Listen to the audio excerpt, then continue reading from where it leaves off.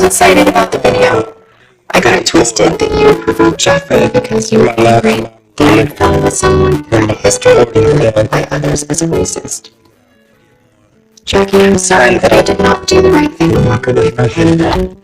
I should have not been blind to the reasons behind the accusations of his racism. I should have defended him, and I regret any of the pain that I may have caused you.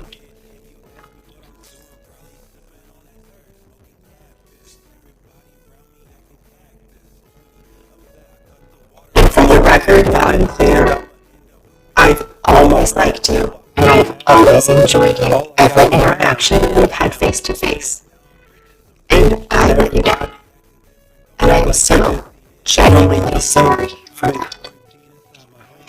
In 2018, I saw from the sidelines what happened in Dramageddon with Manuel, Gabriel, and Nikita. That should have been too listen and red flag of what happens when Jeffrey is unhappy with someone. But for some twisted sense of civic duty, I thought it was my responsibility to stay in Jeffrey's life and try to help him become a better person. Shane Nelson's first series with Jeffrey happened. From all outside appearances, it looked like Jeffrey was actually changing for the better. He was accepting responsibility for things that had happened in his past, and he was pledging to be a better person. I believed him again.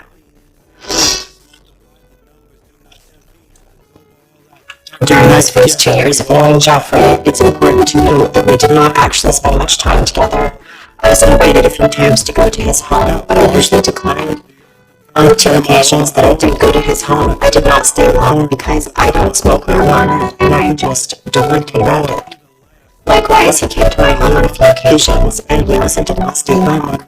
So the vast majority of our relationship was primarily by FaceTime, telephone, or texts. Sometimes weeks or months would go by without hearing anything from him. But I always heard from him that he was involved in drama. And he had a much what happened.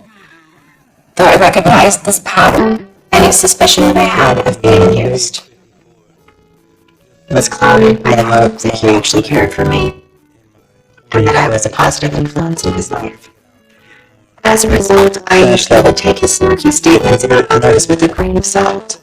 One thing that he did that did concern me a lot was how he would frequently comment about how much dirt he held on other brand owners and members of our YouTube community. I believe that he actually held blackmail material on many people and was capable of destroying the entire community. This worried me about him, and I stayed and tried my best to be a positive influence. In my opinion, he's gonna go off, guys, and I don't think I don't think he will hold back, and I think we need to be prepared to understand that we need to forgive the people that he is holding hostage with veiled threats of exposure. We need to be prepared to forgive them. Otherwise, this won't stop. So prepare to not cancel everyone and give them a chance. It's not right. It is not right to try to trap people into saying things that they would otherwise say. It's not right.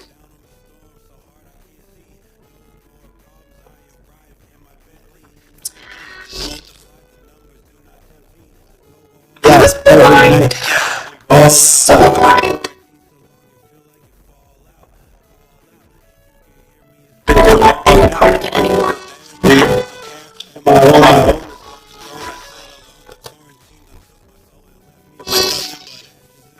Back in 2019, Jeffrey started talking a lot more about James Charles than usual. It seemed like doing so had become his biggest obsession. It started with him telling me right before filming our collab together for James Charles's channel that James Charles actually didn't want me there. He had wanted me to tutorials instead, and so he had my back.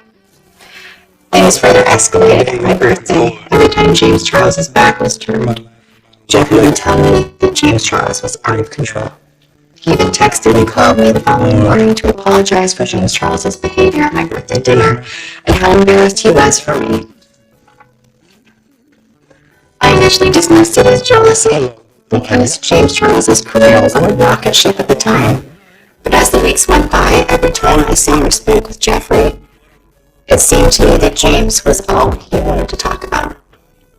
I even met Jeffrey in his Killer Roach offices in March to discuss Jeffrey developing and managing Walmart. And as we were touring his warehouse that was filled with sisters' apparel, it seemed all he could do was speak poorly of James Charles.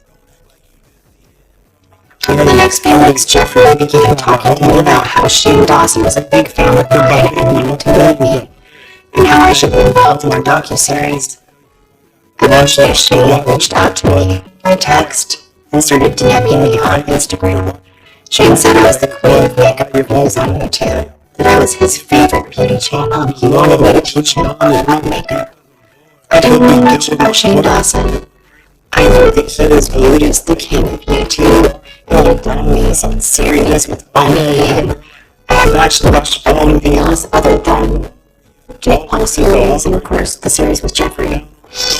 In all honesty, I was looking forward to meeting Shane, and I actually hoped he would want to help me tell my personal story one day about all the pain and heartbreak in my life that we've all known to start my YouTube channel back in 2010.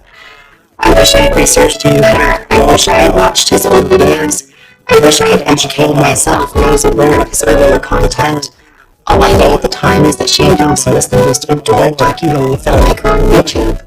So I invited him over to my home to play with him and to get to know him. Shane came over after him, and we only met up and shared things that I only shared with my closest of friends. I shared that I had been a victim of sexual assault. I spoke about my faith